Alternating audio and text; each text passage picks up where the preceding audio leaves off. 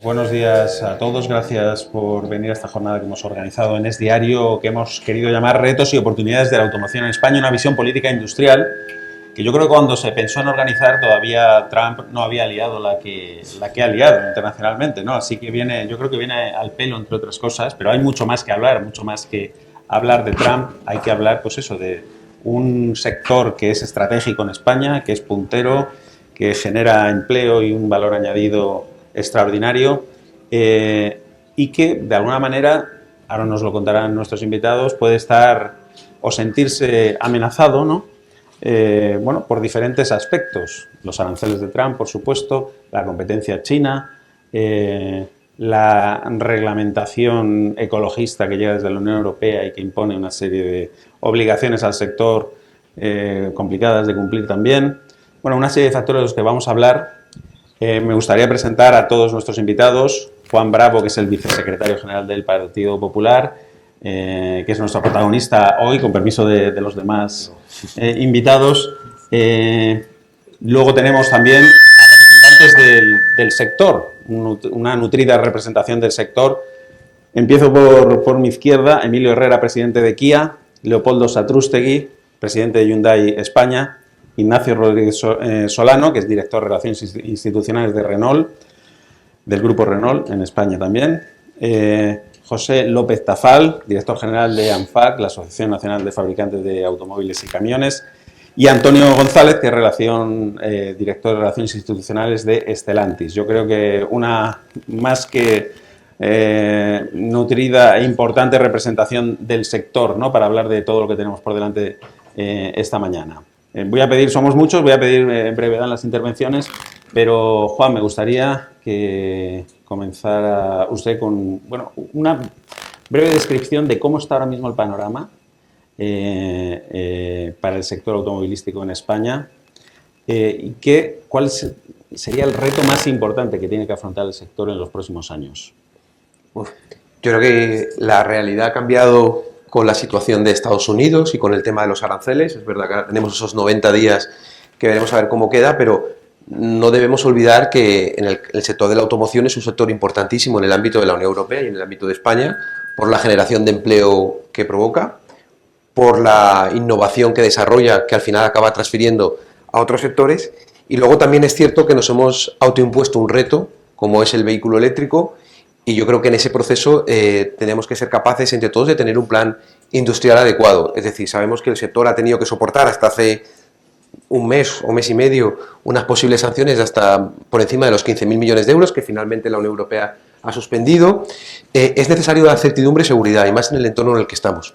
Tenemos que hablar de la competitividad, tenemos que hablar de la productividad, tenemos que hablar de las exigencias que nos autoimponemos y ver el entorno en el que jugamos, y yo creo que también hay que hacer un poco de medición de resultados. Me explico.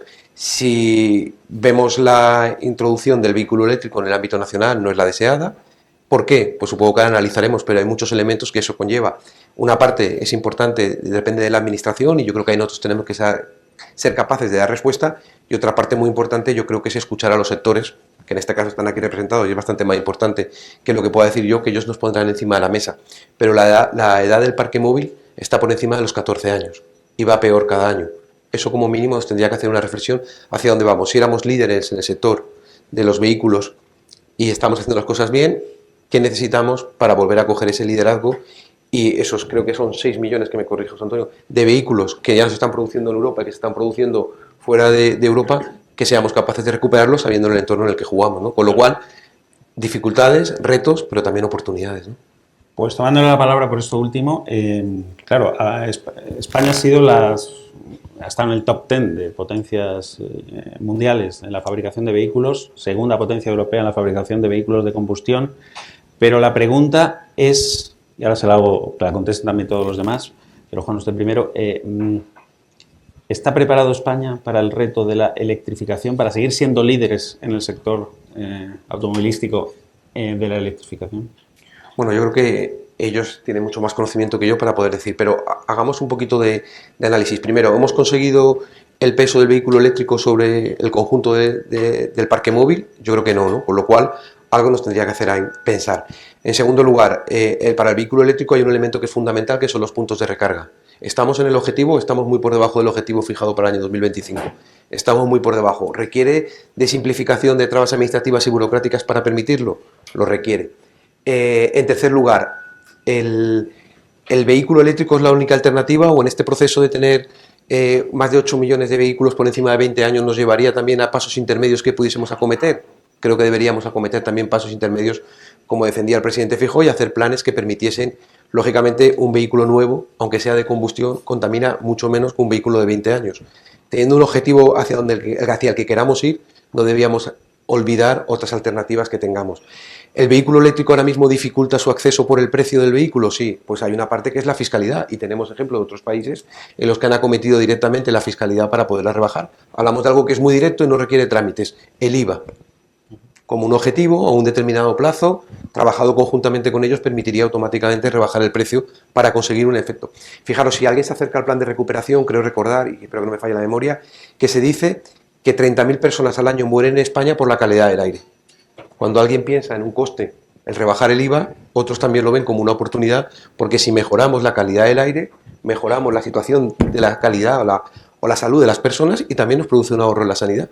Entonces, pensando en las personas y pensando en sanidad, entonces yo creo que al final todo esto tenemos que hacerlo en ese mix que nos permita. Y luego, si al sector industrial le pedimos un cambio, yo creo que en España y en Europa, pero yo me centro en España, hay una parte que estamos olvidando hace mucho tiempo y es el I+D+I y sobre todo la I pequeña, la innovación, que de hecho la ponemos I pequeña, la tratamos de menos, que además tiene una deducción inferior a la investigación del desarrollo, cosa que es un error.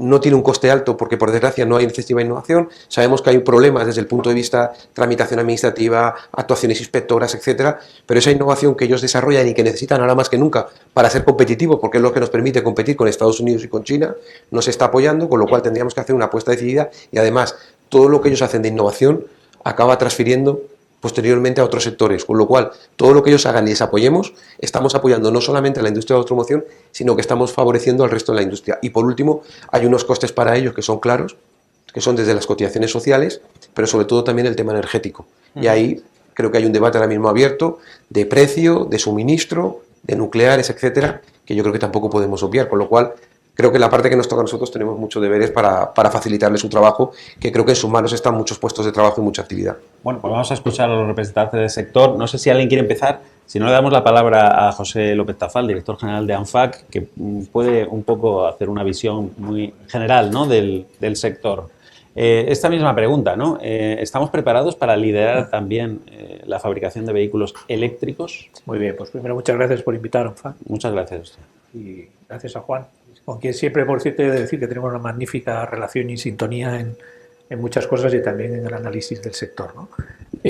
Yo creo el enfoque correcto es no si estamos o no preparados, porque esto es una situación que tenemos que cumplir sí o sí. O sea, esto viene marcado por una normativa comunitaria, vienen fijados unos plazos y discutir ahora mismo acerca de si los plazos sí, si los plazos no, es como discutir si mañana amanecerá o no amanecerá. O sea, es una discusión estéril. Lo que hay que pensar es, en la misma dirección que ha indicado Juan, qué es lo que tenemos que hacer para acercarnos a cumplir esos objetivos. Que partimos de una posición de retraso, lo tenemos en los datos, tanto en lo que es penetración del vehículo electrificado como dotación de puntos de recarga, que estamos creciendo también es cierto, y que tenemos que acelerar de una manera en la que se acompase tanto lo que es el crecimiento del mercado como el crecimiento de la industria. Y los elementos que él ha mencionado pues forman parte también de lo que es el enfoque de ANFAC general, ¿no?, que es necesitamos un plan de choque normalmente para incentivar el mercado, para que aceleremos en esta electrificación que tenemos por delante y donde vamos retrasados, porque no podemos seguir perdiendo terreno con los países avanzados de Europa si queremos ser líderes también en electrificación dentro de 5, dentro de 10 años. Primero un plan de choque para incentivar el mercado y en paralelo un plan industrial que acompañe al conjunto del sector para que en el nuevo paradigma descarbonizado y electrificado al que vamos en Europa, que no hay que poner en duda porque es al que vamos, nuestras fábricas, nuestra cadena de valor sea tan importante y tan competitiva como lo ha sido en combustión en los últimos 40 años. Y que nos ha permitido ser el segundo fabricante europeo, el octavo, noveno mundial este año. Entonces, los elementos que ha mencionado Juan son todos parte de esa ecuación. Desde luego, la fiscalidad es una parte muy importante para movilizar el mercado. Las ayudas a la demanda con cobro directo son otros de los elementos. Ahí la fiscalidad puede jugar mucho. Hay muchas cosas inventadas. Desde el punto de vista de política industrial, el propio foco en planes industriales globales es necesario. La innovación, como bien ha dicho él también, es otro elemento que en este sector es fundamental. Es uno de los sectores más innovadores de Europa. Y ahora mismo ni España ni Europa va a pretender, ni pretende ni podrá ser ni lo más barato en costes, ni lo más barato en otro tipo de elementos, materias que no tenemos. Lo que tenemos que ser es tremendamente innovadores y no perder la competitividad que nos ha traído hasta aquí. Estoy hablando de flexibilidad de mercado de trabajo, costes de logísticos, costes de transporte y todo lo que tiene que ver también con lo que nos viene de economía circular, donde el coste de la energía verde, no solamente disponer de energía verde, sino que la tengamos disponible a costes asequibles, va a ser también un elemento de competitividad nuevo. Entonces, bueno, pues todos estos elementos juntos es como deben de verse. No podemos trabajar una pata y olvidar la otra. Por eso nosotros de TANFAC siempre insistimos una hoja de ruta integrada. Lo que pasa es que escucho, tenemos que, hay que hacer, parece que está todo pendiente, ¿no? Que queda muchísimo por hacer. Entonces esa pregunta, ¿estamos preparados? Tenemos que prepararnos más bien, ¿no? No sé quién quiere intervenir. Bueno, yo estoy totalmente de acuerdo, ¿no? Pero a la pregunta de ¿estamos preparados? Yo diría que no estamos preparados. Es decir, uno de los problemas que se enfrenta la industria europea y la industria española es que estamos todavía a una distancia importante en cuanto al avance tecnológico de los fabricantes asiáticos. Los asiáticos, los fabricantes chinos, que son los que tienen prácticamente casi el 100% de la fabricación de baterías, que es la clave de un coche eléctrico. Más importante la batería que el motor eléctrico. O, como en nuestro caso, fabricantes coreanos, ¿no? Donde hemos sido capaces de desarrollar más rápido esa tecnología, ¿no? Con lo que es algo que en Europa nos tenemos que preparar. Hoy por hoy no estamos preparados. O sea, no estamos preparados desde el punto de vista tecnológico y tampoco está preparado el mercado, que yo creo que es el segundo problema que nos encontramos, ¿no? Sin entrar a discutir si los plazos son los correctos o no, yo creo que estamos lejos de los objetivos. Necesitamos un plan de ruta concreto, pero tenemos que pensar que los objetivos son, yo diría, demasiado ambiciosos, ¿no? Porque estamos hablando en España, tenemos un 6% de peso de eléctricos para llegar a un 100% en 10 años. Es que es en 10 años cuando tenemos que ir a un 100% de vehículo eléctrico. No hablamos de electrificado, hablamos de eléctrico 100%. En Europa estamos en un 14%. Nos queda muchísimo camino por recorrer, ¿no? Y ese es un poco ese es el gran reto que tenemos todos, ¿no? Ser capaces de convencer a ese 95% de los clientes para que pasen de un coche de combustión a un coche eléctrico, ¿no? Y ahí también pues corremos otro tipo de riesgos. ¿Es posible esto? Pues va a ser difícil, porque además lo que podemos provocar es una caída del mercado, es decir, que el cliente que no quiera dar el paso al coche eléctrico todavía continúe más con su coche, se envejezca más el parque y lleguemos a un punto en el que no hay mercado porque los clientes no quieran dar ese paso, ¿no? Que es un poco lo que, bueno, pues... Ignacio, que te veía con ganas de intervenir. Es que yo creo que es importante resaltar una palabra que ha dicho Juan, que yo creo que es fundamental para nosotros, que es la innovación. Tenemos que tener en cuenta que el sector del automóvil supone casi el 20% del gasto de I+D+I de toda Europa. Y dentro del sector del automóvil, principalmente, el único vector de crecimiento ahora mismo es el vehículo eléctrico. Eso significa que si no conseguimos cumplir los objetivos y si no conseguimos hacer que despegue o que estalle, en el buen sentido de la palabra, la movilidad eléctrica en España y en Europa, no va a ser un problema exclusivo del sector del automóvil, va a ser un problema socioeconómico en Europa, ¿no? Con lo cual yo creo que esto es no solo una carrera de descarbonización, que lo es, yo creo que es una de las principales palabras, descarbonización, sino una carrera tecnológica también. Las fábricas españolas, yo creo que en las tecnologías actuales son punteras, son de las mejores fábricas que tenemos, cualquiera de los que tenemos fábricas en España, si las comparamos con las fábricas de nuestros propios grupos, pero tener una fábrica puntera a nivel tecnologías tradicionales no significa que a nivel vehículo eléctrico tu fábrica sea puntera, ¿no? Con lo cual es muy importante incentivar esa transformación hacia el vehículo eléctrico, esa transformación de innovación. Y yo creo que hay que hacer un acople muy bueno para cumplir los objetivos de la demanda y de la fabricación. Tenemos que tener en cuenta también que casi el 90% de lo que fabricamos lo exportamos, con lo cual es muy importante para nosotros no solo lo que pasa en el mercado español, sino lo que pasa en el mercado europeo.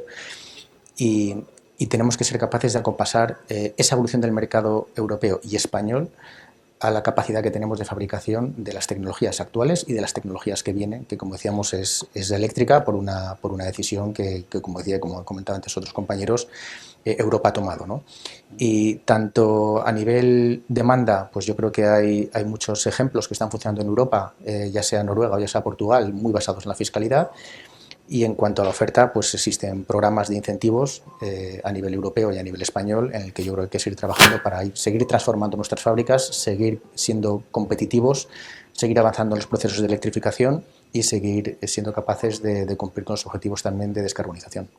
Sí, bueno, nos falta escuchar a Emilio Herrera, presidente de Kia, y a Antonio González, de Stellantis. Antonio, tu opinión sobre todo esto.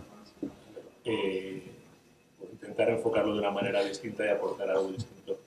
Claramente estamos en un momento de transición que en el mundo del automóvil 5 años no es nada y en 5 años tienen que pasar muchas cosas. Entonces tenemos que, ahí que decías tú, el que encuentre la varita mágica seguramente tendrá premio, pero mientras tanto yo creo que hay que tomar decisiones y avanzar con decisión. Si vamos a la demanda, hoy ¿por qué la gente no compra coches eléctricos? En primer lugar, porque el que tiene un coche antiguo lo sabe. O sea, nadie hace falta que le diga, oye, que tu coche, yo lo repito siempre, el que tiene un coche antiguo es el primero que lo sabe y es el primero que si no lo cambia es por la razón que sea. Seguramente una parte por incertidumbre. Entonces, yo creo que tenemos que ser capaces de generar la certidumbre necesaria para que aquel que se compra un coche sepa que está acertando. Porque hoy seguro que todos tenemos en nuestro entorno gente que dice, es que no sé qué comprarme. Pues generar la la certidumbre para que aquel que se compre un coche sepa que se lo está comprando. Y eso pasa pues por ayudas a la demanda, además ayudas directas, lo más sencillas posibles, pero pasa también porque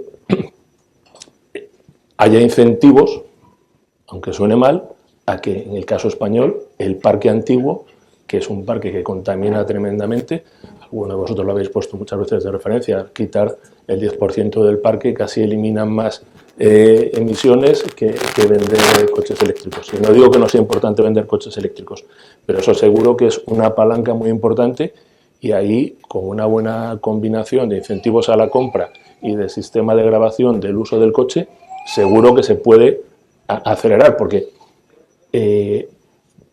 todos los grupos, nuestro grupo ha invertido mucho en estar preparados para el coche eléctrico. Nuestras fábricas en España, las 3 pueden producir coches eléctricos. Ahora, es seguro que no vamos a fabricar coches eléctricos si no hay demanda. Entonces, para mí, el primer paso es que haya demanda. Si no, todo lo demás, el resto de la rueda no va a avanzar. Y yo creo que se han puesto ya en los distintos comentarios muchas ideas de cómo incentivar esa demanda y cómo generar esa certidumbre. Al final, el cliente, cuando se quiere comprar un coche, lo que no quiere tener es problemas. Si veo por las autopistas o por las carreteras dónde puedo cargar el coche, porque puede haber muchos puntos de carga, pero si no están indicados, claro, tengo que ir pendiente de una app. Es decir, pues no me complico la vida, espero a que esto sea más fácil de uso y al final se va retrasando la decisión. Claro. No sé, Emilio. Bueno, lo primero que hay que decir que todas las marcas que estamos aquí, todas hemos hecho los deberes. Es decir, todas hemos completado nuestras gamas con coches eléctricos y estamos preparados. Lo que pasa es que esto conlleva para mí un peligro enorme. El peligro enorme es un poco relacionado con lo que decía Paul anteriormente, es que yo he traído los datos sobre la producción de baterías. Y cuando ves esa lista, es el número 1, una empresa que se llama CATL, C-A-T-L, que es China. Segundo, BYD, una empresa china. Tercero, LG, empresa coreana. Cuarta, Panasonic, empresa japonesa. Quinta, SKOL, empresa coreana. Sexta, Samsung, otra empresa coreana. O sea, el peligro es que nos estamos metiendo en una situación donde tenemos una desventaja comparado con Asia y con China y que eso es muy difícil de recuperar si nosotros y ahí vuelvo a lo que tú decías, el I+D. No invertimos en el I+D y no desarrollamos baterías aquí, lo tenemos muy complicado, porque dependemos de China, no solamente de la producción de baterías. CATL es el que más baterías vende a nivel mundial, BYD es el segundo, y ahí tenemos una desventaja enorme. Eso tenemos que rectificarlo. Y por eso tal vez sea más inteligente ahora mismo no ir tan deprisa con los eléctricos. Yo creo que Europa tiene que reflexionar. No estamos al nivel de China a nivel de baterías. No solamente al nivel de baterías, sino la extracción de tierras raras, de minerales, está en manos de los chinos, y no solamente eso, refinar esas materias primas también está en manos de los chinos. O sea, vamos hacia una tecnología que impuesta, porque no tenemos más solución, por la Unión Europea, pero en la cual jugamos con desventaja. Eso es lo que hay que ver. Y por eso hay que invertir en I+D. Y luego, también el punto que decía Juan, hay que descarbonizar. Eso es lo primero. O sea, si comparamos la venta de coches en España 2019, 1.250.000, no hemos vuelto a esa cantidad. Eso significa que cada año hemos perdido 300.000 coches que no se han vendido, y eso significa que el parque se ha ido aumentando. En 5 años, eso significa que 1.500.000 coches no se han vendido y que se ha envejecido el parque. Con lo cual, hay que mirar las cosas. Jugamos con desventaja en eléctricos, de momento, eso hay que corregirlo. Y lo segundo, vamos a trabajar también en descarbonizar y en rejuvenecer el parque, que eso ayuda. Y luego, si queréis, hablamos de datos de contaminación del transporte, que vale, yo estoy de acuerdo que la contaminación mata, pero no solamente es del transporte. El transporte es una parte de ello y que hay que mejorar.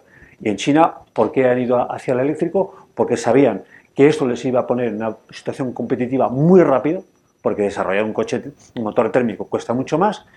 Y lo segundo, porque no tenía más opción. Es que hace 15 años era inviable circular o andando en una ciudad china. Ahora mismo todo el mundo iba con mascarilla, no porque había COVID, sino porque había contaminación. Y yo creo que eso hay que tenerlo en cuenta, y sobre todo a nivel europeo. Yo creo que a nivel nacional algunas de estas decisiones son difíciles, pero a nivel europeo creo que hay que ser más inteligente y no se soluciona, a mi entender, con aranceles ni cosas de estas. Pero hay que invertir sobre todo en I+D. Trayendo un poco a la actualidad, claro, el Gobierno acaba de aprobar la prórroga del Plan MOVES, ¿no? Justo antes de Semana Santa.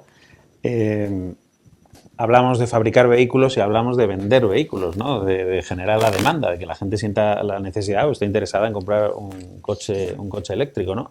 A eso va encaminado el MOVES, pero no sé cuál es la postura del Partido Popular. Bueno, más o menos sí la sé, pero quiero que nos la cuente usted.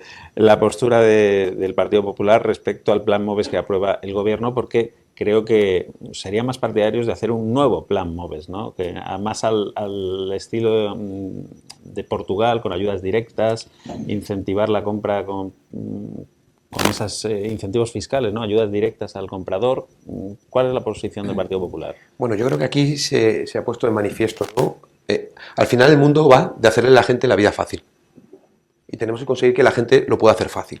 Ahora mismo, el Plan MOVES tiene sobrecargada a las comunidades autónomas, se tarda 1 año y medio posiblemente en recibir la ayuda, para el cliente es horroroso, para el concesionario es horroroso, para la administración es horrorosa porque dedicamos muchísima gente. A mí me gustaría que alguien hiciese el análisis, porque a lo mejor dedicamos más gasto en administración que las ayudas que damos, cosa que nos tendría que hacer una reflexión. ¿Cuándo? Yo les digo, y cuento siempre el mismo ejemplo y siempre utilizo el Renault Zoe o que sale, pero la agencia tributaria dispone de todos esos datos. O sea, si ustedes se compran un coche, la agencia tributaria, si le pidiésemos cuánta gente en España tiene un Renault Zoe azul, que sea mujer, que tenga entre 40 y 50 años, que tenga 2 hijos, uno niño y una niña, y el seguro, la compañía X, ya tendríamos ese dato.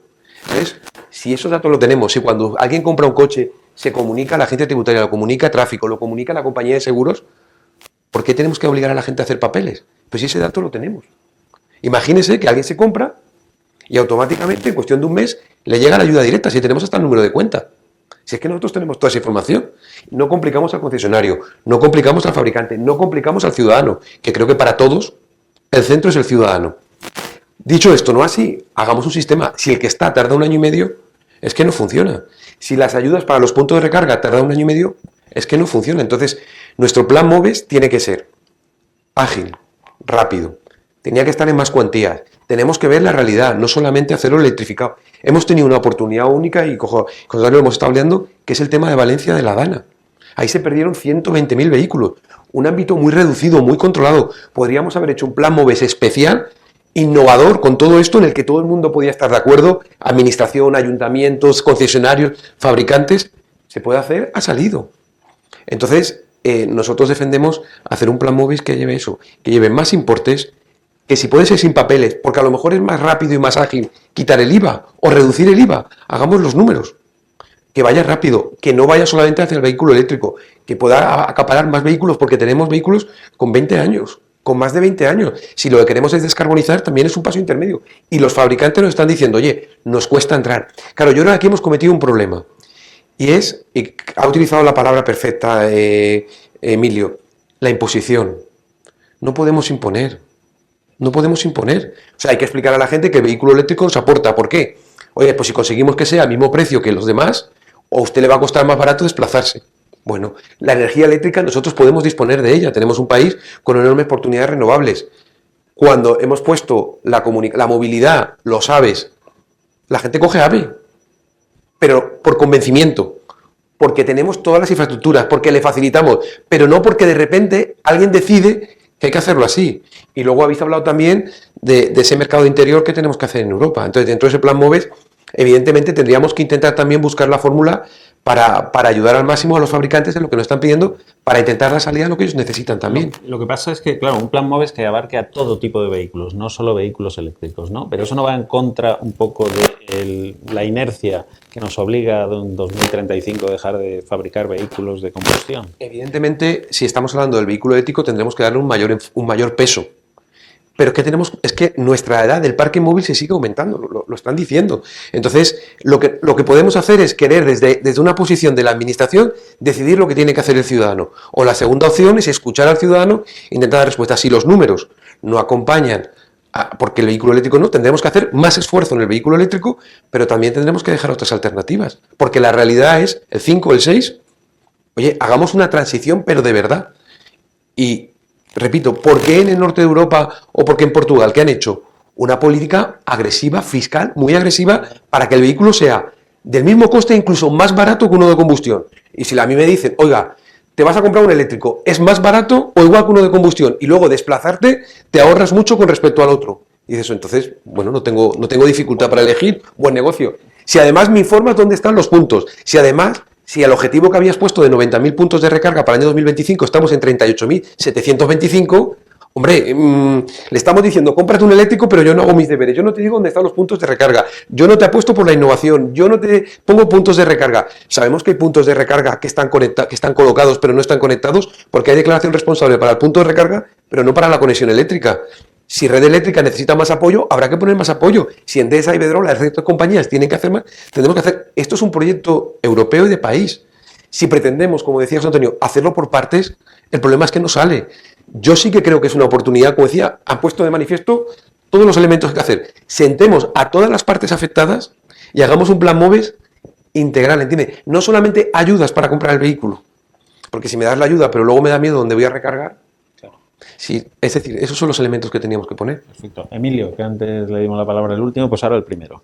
No, yo estoy muy de acuerdo con lo que está diciendo Juan. O sea, para mí tiene que ser sencillo, eso es lo primero. O sea, es una odisea hoy día pedir una ayuda para el plan MOVES. No solamente eso, nosotros tenemos una filial nuestra en San Sebastián de los Reyes donde pusimos un cargador de 350 kilovatios y hemos esperado casi 2 años para la licencia.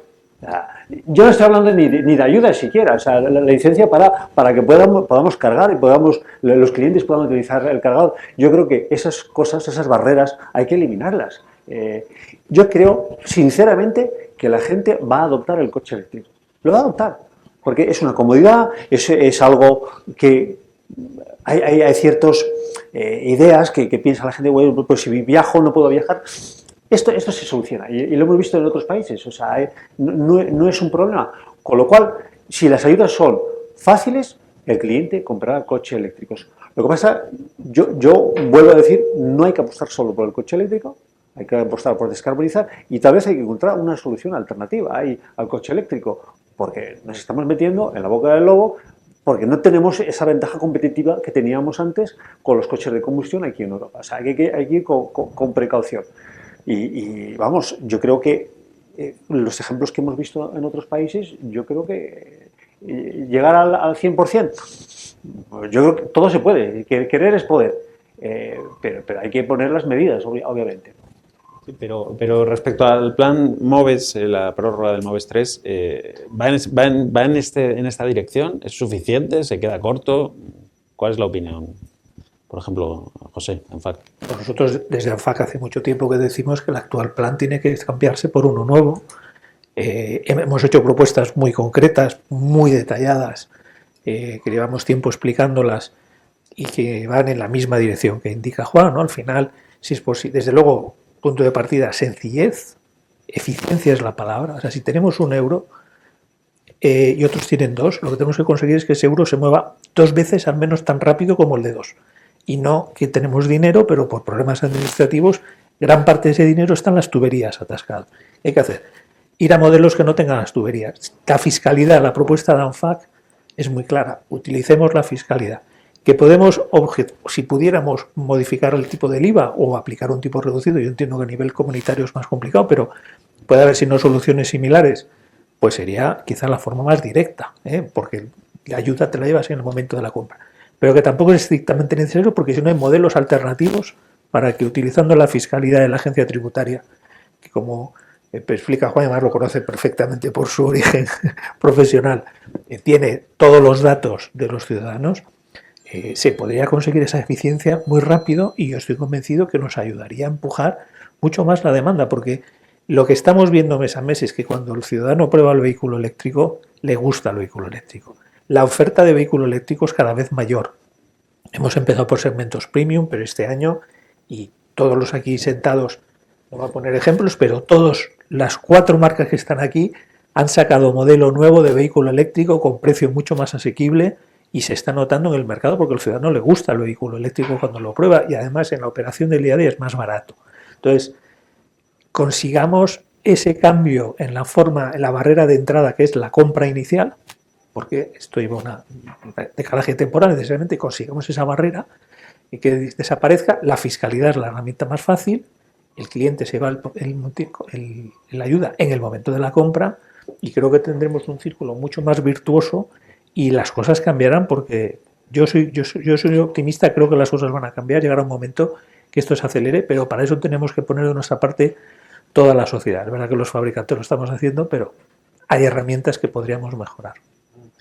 La voz de Hyundai, ¿le gusta el MOVES 3? ¿Qué le gusta? Bueno, yo creo que el problema que tenemos con el MOVES 3 es que es un plan que desde que nació se han ido poniendo parches uno detrás de otro y que no han funcionado. Y entonces hemos llegado a un punto en el que tenemos un plan que no funciona, la gente desconfía, la gente que ha tardado 1 año y medio, 2 años en recibir la ayuda, pues al final pues se sabe que no saben si lo van a cobrar alguna vez, Hay clientes que tienen esa percepción. Luego se han puesto otros parches, para mí mejores, como la deducción del IRPF. Eso fue una medida buenísima, pero que no ha funcionado, no ha llegado al consumidor para nada. Nosotros estamos intentando a través de los contenedores que llegue, pero es que no llega, la gente está muy perdida, ¿no? O sea, yo creo que en vez de, lo que hace falta es un plan integral que funcione, que llegue al cliente y que el cliente confíe en él, sepa que va a cobrar unas ayudas. O sea, hoy por hoy la ayuda del MOVES habla de 7.000 euros, pero de 7.000 euros, 2.500 es un vehículo usado. Un vehículo usado de más de 20 años vale más de 2.500 euros en el mercado, con lo cual ningún cliente va a entregar un coche usado por 2.500 euros, porque han subido muchísimo el valor de los vehículos usados, con lo cual ya no son 7.000, son 4.500. Y de los 4.500, si tienes en cuenta el impacto fiscal, al final te están quedando 3.000 euros. Pero 3.000 euros que te van a dar al año y medio, eso no incentiva. Eso no incentiva. Y luego, luego tenemos otro problema, ¿no? Que es que en España se ha creado una especie de leyenda un poco negra alrededor del coche eléctrico. En vez de verlo el cliente como algo bueno, lo está viendo como algo negativo. Es decir, ¿y dónde voy a cargar? Y luego me voy de viaje, y si me voy de viaje en Semana Santa luego no voy a poder volver. A esto se le une el problema ahora de los incendios. porque hay mucho sensacionalismo en torno al vehículo eléctrico. O sea, vehículos de combustión ha habido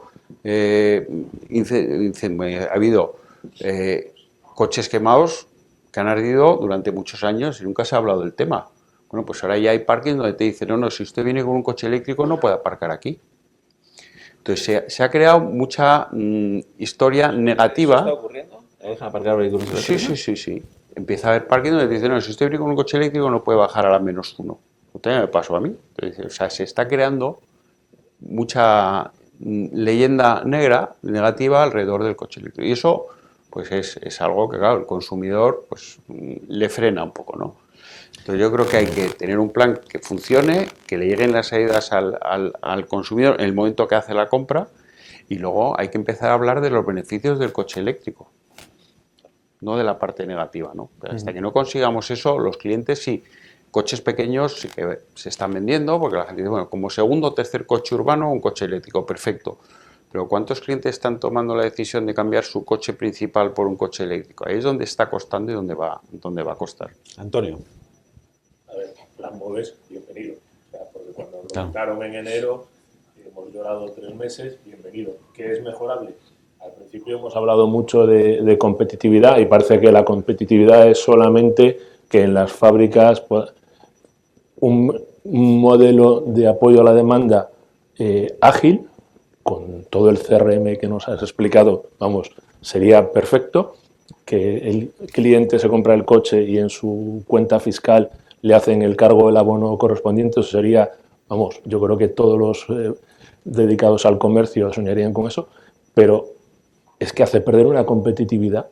Hay una cantidad de horas perdidas en la gestión de los pedidos, en anulaciones de producción, en vendedores persiguiendo papeles. O sea, en el mundo que queremos la digitalización, los vendedores, ¿cuánto tiempo pasan persiguiendo papeles, llamando, convenciendo? Entonces, cuando hablamos, se ha mencionado 1.300.000. Hay una demanda embalsada muy importante de los coches que nos han vendido este tiempo.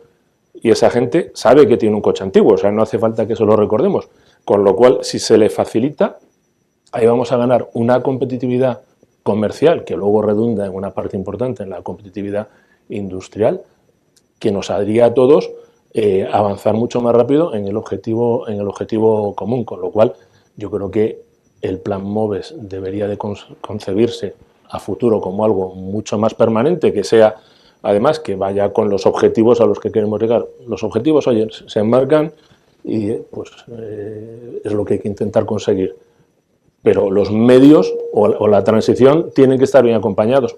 Y el plan MOVES hoy, además, con los importes que tienen, pues bueno, seguramente no es la herramienta, pero bueno, mientras tanto, bienvenido. Hay, ¿no? O sea, si quiero más a papá o a mamá, claro, da igual, o sea, hay plan MOVES, pues a por Lo que pasa, Ignacio, es que hablamos, a futuro hay que concebir, pero es que el futuro está aquí ya, quiero decir, es que hay muy poco tiempo, ¿no?, para hacer todo esto. Sí, yo coincido un poco con el mismo mensaje de Stellantis, ¿no? Es decir, el plan, ¿es bueno tener un plan MOVES? Sí, es bueno. ¿Es mejorable? Claro que lo es. Lo sabemos todos desde hace mucho tiempo. Yo creo que llevamos teniendo esta conversación un par de años, ¿no?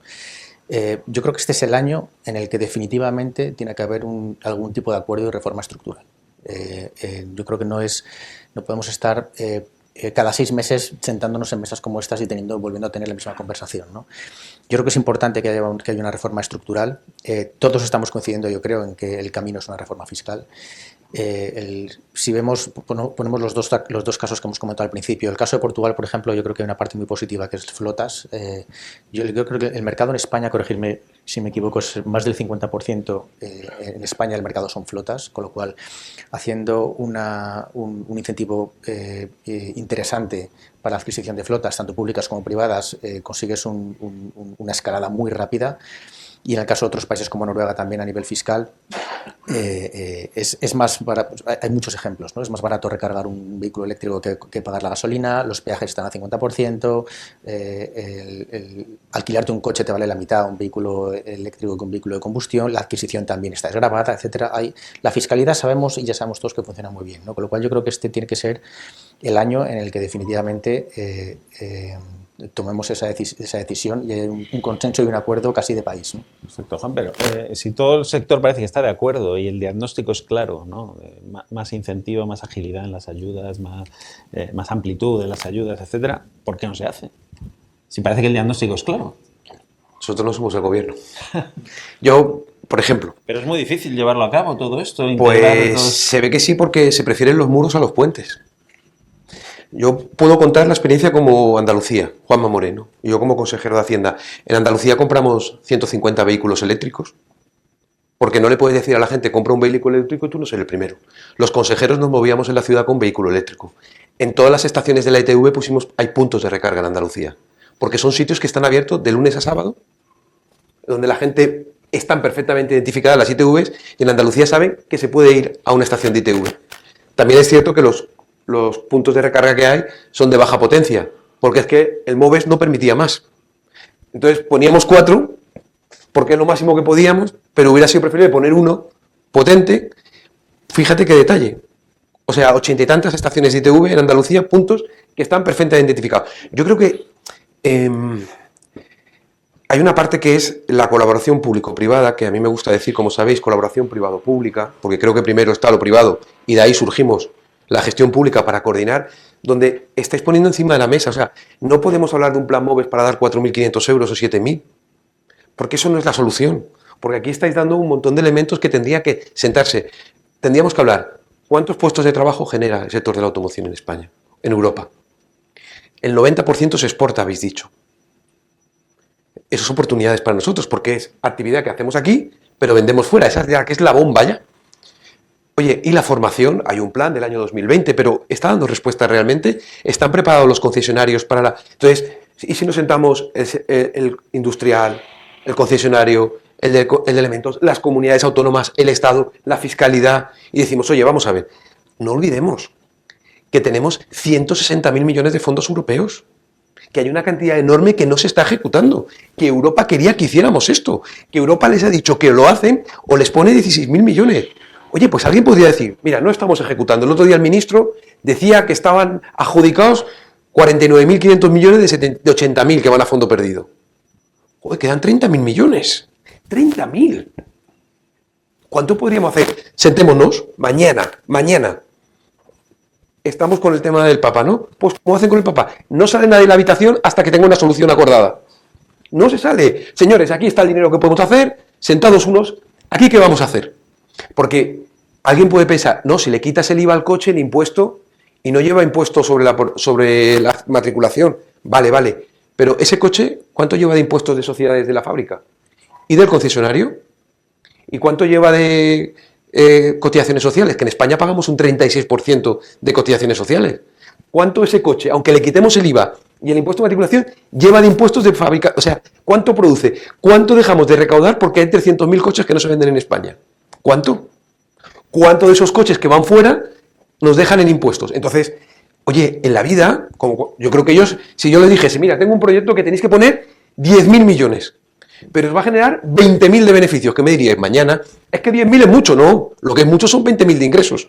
Pues eso es lo que tendríamos que trabajar, es decir, tenemos un sector que nos ha permitido liderar, que tenemos riesgo, que tenemos elementos como la batería, las tierras raras, oye, pero es que tenemos posibilidad de explotar eso en Europa. Es que en Europa han dicho que vamos a analizar todo eso, pero no lo estamos haciendo. Es que tenemos África, que se nos llena la boca decir que hay que ir a África a producir, a trabajar, a ayudarles a crecer, pero no lo utilizamos. Entonces, ¿qué queremos? ¿Que porque a la gente le digamos que vamos a dar 4.500, que se le quedan 2.000 o 2.500, que con eso va a tomar una decisión? Es que no la va a tomar. Pero es que llevamos 5 años y no se ha tomado. Entonces, yo creo que en este país hay que empezar a trabajar con el dato. En vez de tanta ideología, con el dato. Y el dato dice, oye, estos señores están haciendo el esfuerzo, lo han demostrado, los concesionarios están haciendo el esfuerzo, los españoles están haciendo el esfuerzo, pero faltan muchas cosas. Y ya creo que aquí se han dicho 8 o 10 cosas que se podrían hacer en 6 meses, estarían en marcha, ¿eh? Sentados en 6 meses, en la identificación, los puntos de recarga, las ayudas, el IVA, y con esto la innovación, sentarnos, oye, con la agencia tributaria, estos señores van a hacer innovación, este es el perfil, la ayuda va bien en este porcentaje, sí, con estas características para que no tengáis problema, ni la agencia tributaria ni las empresas. Pero si es que la gente tiene que hablar, ellos hablan para tomar decisiones. Entonces yo creo que lo que nos falta es sentarnos a gestionar y por desgracia, Lo que no estamos haciendo es gestionar. Pero es que los aranceles, permíteme que lo meta, pero es que lo tengo que meter, es que hemos hablado de que las empresas se puedan endeudar más. El plan, no se ha hablado del plan. Feijóo le planteó un plan. Y de ese plan todavía no se ha hablado. Entonces, decir a las empresas que se endeuden más, cuando con el COVID es endeudate más, con defensa se endeudate más, con los aranceles se endeudate más, que no. Que las empresas lo que quieren es ser competitivas y poder ganar dinero para poder seguir invirtiendo, seguir contratando y seguir creciendo. Entonces, el problema es que no hay plan, que no hay gestión, y si no hay plan y no hay gestión, pues no hay resultados. ¿Alguien quiere decir algo más? Porque si no, me gustaría hablar también de los puntos de recarga, que creo que es otro aspecto importante. No sé si alguien quiere añadir algo. Pues si no, vamos a hablar, porque claro, hablamos del ayudar o favorecer la fabricación de vehículos, hablamos de estimular la demanda, pero también falta la tercera pata, que sería las infraestructuras necesarias, ¿no? Antes hablamos de lo que pasa en Andalucía o del ejemplo de Andalucía, pero claro, vemos que si se fabrica, y antes se señalaba aquí, hace falta un plan probablemente acompasado de todos estos factores. Si se fabrica mucho pero no hay demanda, no se venden los coches. Si se venden muchos coches pero no hay infraestructura suficiente de recarga, pues tampoco estamos haciendo bien las cosas. Todo debe ir acompasado, ¿no? Quizá lo primero sea tener una buena infraestructura de puntos de recarga que dé tranquilidad al usuario, al comprador del vehículo eléctrico, que sepa que no le va a dejar tirado el coche, y luego ya, cuando todo eso esté bien preparado, estimular la demanda, la fabricación, etcétera. No sé qué, porque España lleva un retraso importante respecto a puntos de recarga, sobre todo en puntos de recarga rápido, que creo que es un tercio de los 42.000 que hay instalados. Bueno, no sé cuál es... primero, Juan, escuchamos, pero es ¿cuál? importante que hablen ellos, que saben más las soluciones que yo. Bueno, pero sí, yo no me importa vamos a poner un poco sobre la mesa cuál es ¿qué se debería hacer, ¿no? con la infraestructura? ¿Es lo primero tener estos puntos de recarga? Bueno, yo creo que esto es como el huevo o la gallina, pero creo que los puntos de recarga es fundamental y lo han dicho. Pero fíjate, han dicho, primer punto 1, indicativo, ¿dónde están los puntos de recarga? Es que le han tenido que encargar a la Red Eléctrica Española una app que todavía no está en marcha para ver dónde están los puntos de recarga, porque ahora mismo no hay una app unificada donde el conductor sepa dónde hay un punto de recarga. O sea, parece muy sencillo, pero es que no está hecho. Es que se lo han mandado a Red Eléctrica, que no es el principio de su función, y que hay que agradecerle que lo estén intentando hacer. Pero ni siquiera eso, de verdad. O sea, pensemos una cosa, cuando tú te compras una pizza, ¿sabes en qué momento la has metido en el horno? El chaval que te la va a traer o chavala, ¿cómo se llama? La foto, ¿cuándo sale? ¿Cuál es el recorrido y cuándo te la deja en tu casa? ¿Vale? Para gastarte 10 euros en una pizza. Pero no somos capaces de saber dónde están los puntos de recarga en España. Es alucinante. O sea, es una falta de verdad. O sea, lo cuenta y hace risa, pero es que es la realidad. Entonces, es una falta de gestión. Eso es fundamental. En segundo lugar, es prioritario, ¿no? Declaración responsable. Pero ¿qué problema hay en llevar el cable y conectar? Hagámoslo. Y si hay que meter velocidad, cuando en este país se quiere hacer cosas, tenemos empresarios y gente muy buena y lo hacen. Pero hay que dejarle la mano libre. Ahora, claro, si yo pongo el punto, pero ahora tardo 1 año y medio en que me dé la autorización para que llegue el cable, pues hay puntos de recarga en la carretera que veremos que no están en uso, ¿por qué no? O si falta potencia, pues tendremos que sentarnos también con el sector que dota de potencia para decirle, hay que poner potencia, eres un sector regulado, esto es prioritario de país, lo tenemos que hacer. Y nos ayudamos todos y hacemos todos los esfuerzos, pero eso hay que hacerlo. O sea, son medidas que, joder, que tampoco son... Yo he visto el diseño de las futuras electrolineras que hacen algunos supermercados. Oye, con mucha idea. Por eso digo que es que ellos son infinitamente mejores que lo que podemos pensar en la administración. O sea, hay gente que ya piensa una electrolinera en la que dice, si vas a estar 15 minutos parados recargando para ir tranquilo, ¿qué han pensado? Una cafetería, básico, y un supermercado. Porque dice, es que tu punto de recarga puede ser el momento en el que tú hagas la compra. Pero sí que van por delante. Y yo dije, joder, esto es genial. Claro, yo paro 15 minutos y ya no es una pérdida de tiempo. Es el momento en el que yo aprovecho para hacer la compra. Claro, pues el de la gasolinera de toda la vida se pone de acuerdo con el supermercado y dice, oye, vamos a fusionar porque además posiblemente me vaya a dejar incluso más rentabilidad que lo otro. O sea, el mundo va va muy por delante. Entonces lo que hay que hacer es sentarse, escuchar. Por eso digo que me cuesta que hable tanto yo, pero... O sea, coger el papel del boli y decir, a ver, puntos, esto, vale, dame una semana que te damos la respuesta. Las licencias, decime dónde están los problemas. Vale, he hablado con las comunidades autónomas, todos para acá. Oye, sacamos una normativa, ¿estáis las 17 más 2 de acuerdo, las 19? ¿Hacemos esto? Sí. Sector, ¿os parece bien así? Sí. Vale. Empresas eléctricas, oye, este problema que hay, Iberdrola aquí, Endesa tal, Red Eléctrica, aquí todos. ¿Podemos? Sí. ¿Os vale esta respuesta? Sí. Claro. Así es como hacen ellos un proyecto, ¿no? Cuando tenéis que hacer un coche, ¿no? Ponéis a todas las partes de acuerdo, el que os suministra la rueda, el que os suministra el motor, el que os suministra, y decís, sí, estamos de acuerdo, podemos, y anunciáis, en 2 años estará este coche.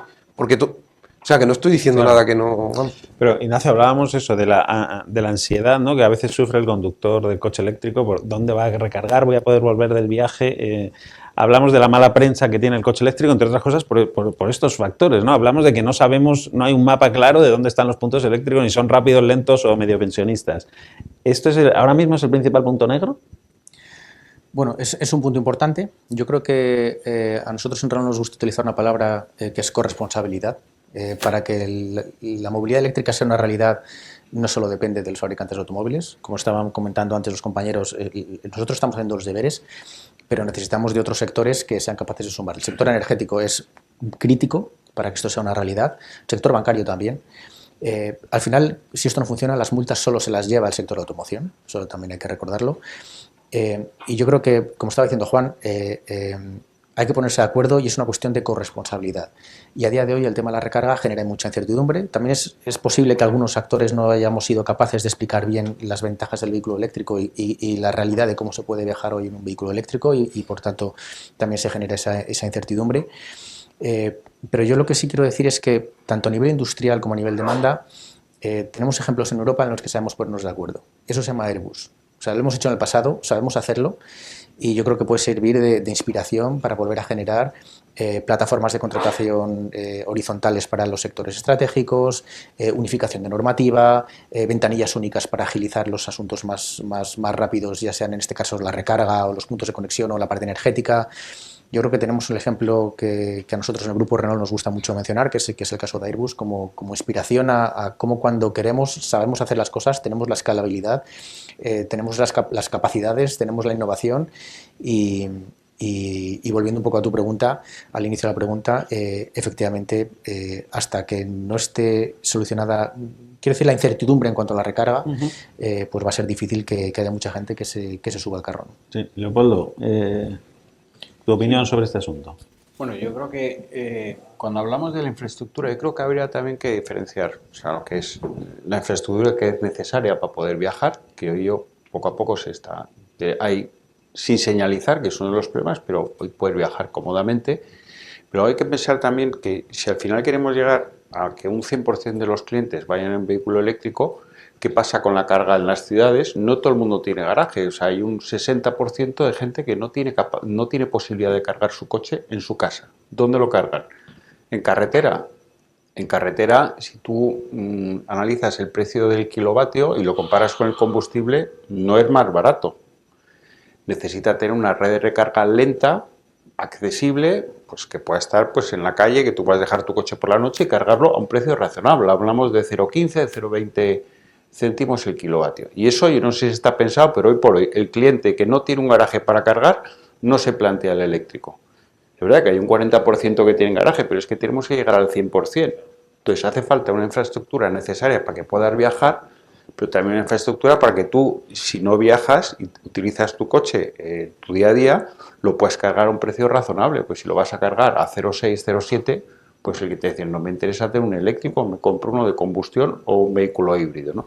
Entonces yo creo que hay que pensar en la infraestructura necesaria para cubrir las necesidades de cuando los clientes viajan y las necesidades en el uso diario, que es algo en lo que no se ha desarrollado absolutamente nada. O sea, en Madrid no hay cargadores, hay muy pocos cargadores rápidos. Si tú tienes un coche eléctrico y no tienes cargador en tu casa, no es fácil buscar un cargador que lo dejes mediar y lo puedas cargar a un precio razonable, ¿no? En el centro de Madrid hay muchísima gente que no tiene garaje, ¿no? Pero no tiene la posibilidad de cargarlo por la noche ni tiene un punto cercano, ¿no? Es la importancia de centros comerciales, oficinas. De hecho, si no me equivoco, en la Ley de Cambio Climático ya establece la obligatoriedad de todos estos puntos de recarga que son fundamentales, más allá de lo que se llama el on the go, ¿no? De la estación de servicio. Es donde se tiene que desarrollar mucho para que el cliente dé el paso. O sea, porque al final hablamos cuando hablamos del coche eléctrico, o sea, hay que poner, yo creo que mucho foco en el que se va a gastar el dinero en comprar el coche eléctrico. Si no conseguimos convencerle, podemos tener unos coches eléctricos fantásticos, una infraestructura de recarga buenísima, pero no vamos a conseguir venderlo. Lo vamos a fabricar, pero no lo vamos a vender, que yo creo que es uno de los problemas que tenemos. Sí. Emilio, muy brevemente, porque nos estamos quedando sin tiempo, pero me gustaría escuchar a todos. Yo coincido con Polo y aquí hay que hablar de datos y Polo lo mencionaba, cargar en casa cuesta un 0,12, 0,15 el kilovatio, lo cual es baratísimo, y si tienes placas solares ya ni te cuento porque cargas gratis, con lo cual el problema no está en la gente que tiene una vivienda individual, el problema está, y esto hay que solucionarlo. Y otra solución puede ser incentivar a las energéticas. Las energéticas, en vez de ponerles un impuesto, un impuestazo o lo que sea, motivarles para invertir en cargadores. Y yo quiero que tienen mucho capital para invertir, lo que pasa es que si le estamos poniendo un impuesto por otra parte, pues no lo están haciendo. Y lo que vemos es que hay otros operadores que están, tipo Zunder, que están quitándole un poco parte del pastel a las energéticas. Es verdad que, por ejemplo, Iberdrola se ha asociado con BP, Pulse, y están poniendo bastantes cargadores, pero con el potencial que tienen las energéticas, si incentivamos eso, yo creo que las energéticas están dispuestas. Están cobrando en casa un 0,12, en algunos casos incluso menos, en carretera te están cobrando por encima del 0,50, o sea que es cuatriplicar el precio, o sea para ellos es interesante. Lo que pasa que no lo ven como una inversión porque ahora mismo los cargadores están utilizando un 5% del tiempo. Entonces, eso es lo que hay que incentivar y yo creo que ahí hay otra oportunidad. Antonio. A ver, yo creo que nos hemos dado unos objetivos. Yo decía al principio que la demanda y la oferta coincidan. El objetivo de demanda está fijado. No sé si cambiará, pero es el 100% de eléctricos en el 35 y dejemos el 50 en el 30. Entonces, todas las barreras que podamos quitar para que la demanda llegue al 50, para que la oferta pueda producirse, perfecto. Y yo creo que hemos mencionado casi todos los bloqueos para un cliente particular que se quiere comprar un coche, como es el coste, como es la facilidad de carga. En Londres hay algunas farolas que tienen punto de carga. Yo no sé si eso, no puedo entrar en la complejidad técnica o en la complejidad legal, pero hay en el mundo próximo a nosotros, en el mundo, digamos, europeo, hay otras soluciones. Y luego también hay que tener en cuenta que al final todo eso será lo que tire de la industria. Si conseguimos que la demanda, que hoy tiene un objetivo marcado por la regulación europea y al que tenemos que llegar, pues si ese objetivo lo alcanzamos, va a tirar de todo lo demás. ¿Sí? Bueno, pues es que volvemos un poco a lo mismo de siempre, que es cuando tienes unas ambiciones con las herramientas adecuadas se convierten en objetivos.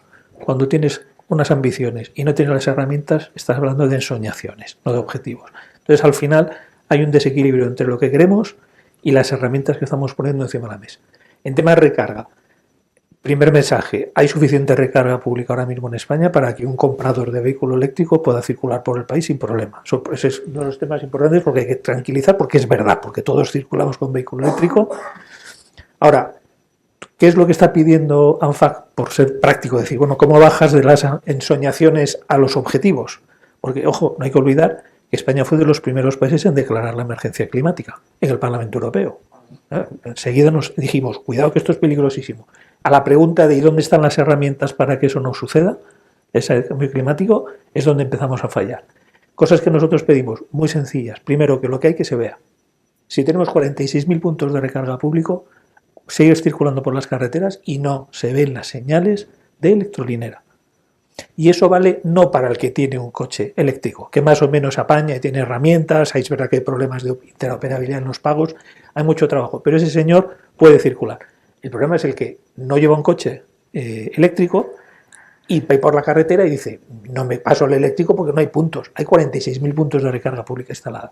Lo que no hay son señalización en las carreteras. Eso cuesta muy poco hacerlo. Y en segundo lugar, ¿qué tenemos? Una base de datos que nos indica, después de mucho tiempo, están trabajando en ello Red Eléctrica, tendremos una base de datos que nos va a enseñar a nivel dinámico dónde están los puntos de recarga, qué potencia tiene, si están disponibles o no, cosa que tienen los portugueses hace mucho tiempo. Muy bien. Pero la pregunta verdaderamente relevante es, ¿y cuántos tenemos que tener el año que viene, y el 27, y el 30 y el 35? Y entonces, cuando te haces esa pregunta, la verdaderamente importante es, ¿y quién está gestionando esto?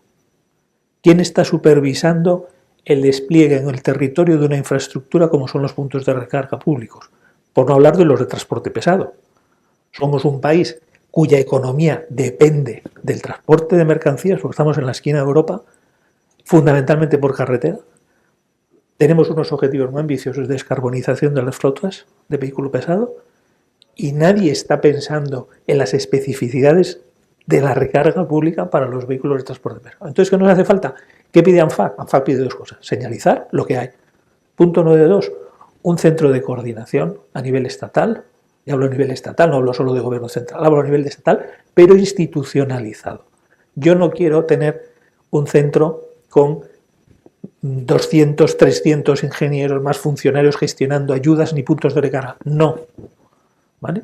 Pero sí quiero tener un centro de inteligencia que me diga dónde tenemos que planificar los puntos de recarga, si hay problemas de potencia eléctrica o no lo hay, que vea el 360 grados en la problemática de recarga, porque o eso lo resolvemos o no vamos a generar el mercado suficiente ni cumpliremos los objetivos de descarbonización.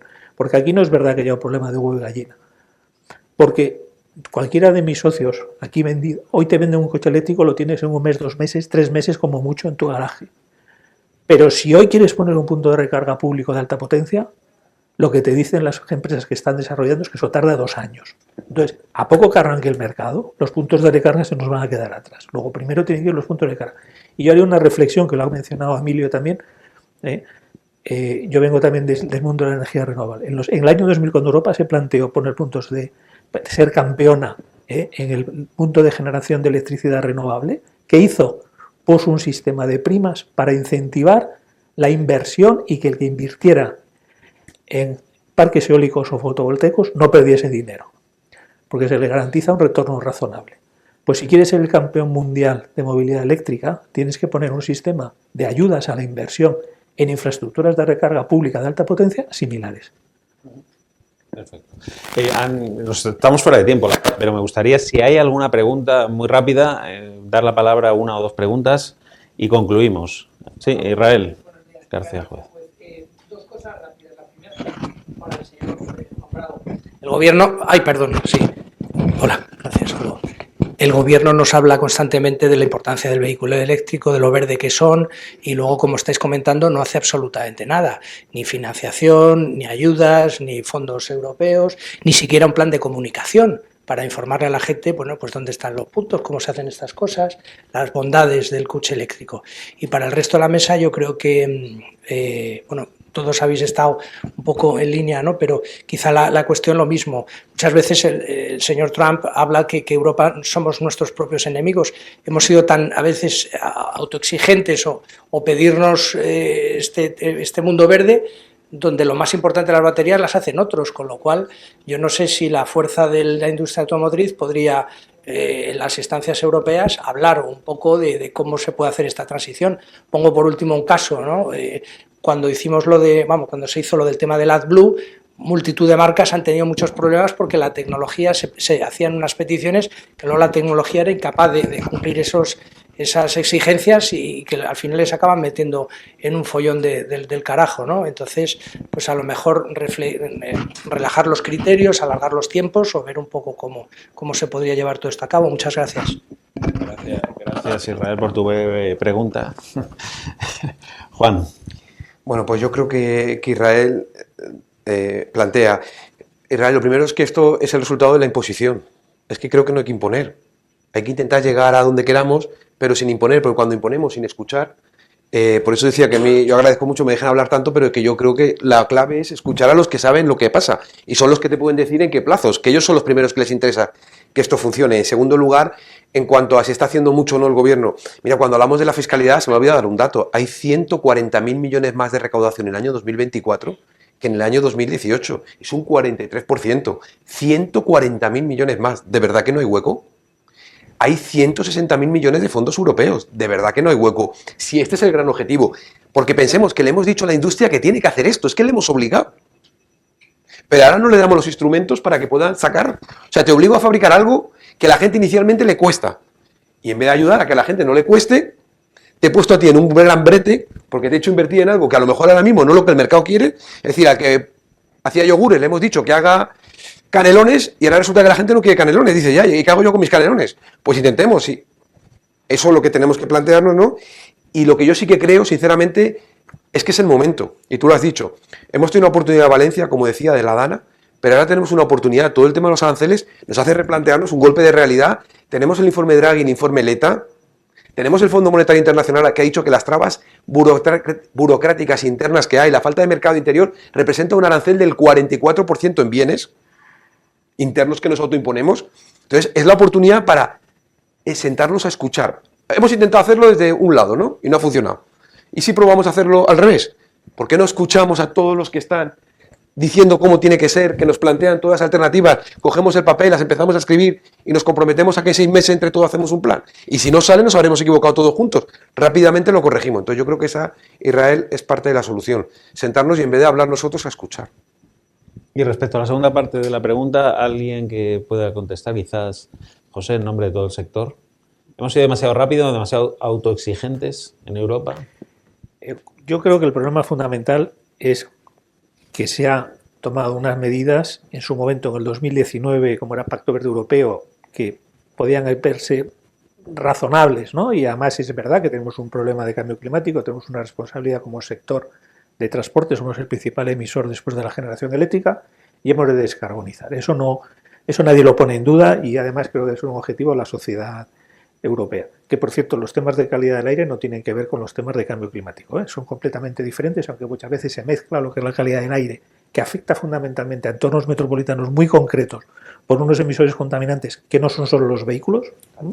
Por ejemplo las calderas, la obra pública genera más partículas que los vehículos, sin embargo parece que los vehículos son los causantes de todos, y en definitiva a veces se cambia, pero aceptando que es necesario descarbonizar y reducir las emisiones, se fijaron unos objetivos en el Pacto Verde Europeo muy ambiciosos en aquel momento. 2019 se tomaron una decisión en 2022 de ampliar la ambición con lo que es Fit for 55. Y de repente, en 2 años, con el COVID por medio, nos comimos 5 años al menos de transición, que es lo que pasó con Fit for 55. Se comió al menos 5 años y nos comprimieron al sector sin en paralelo modificar las herramientas.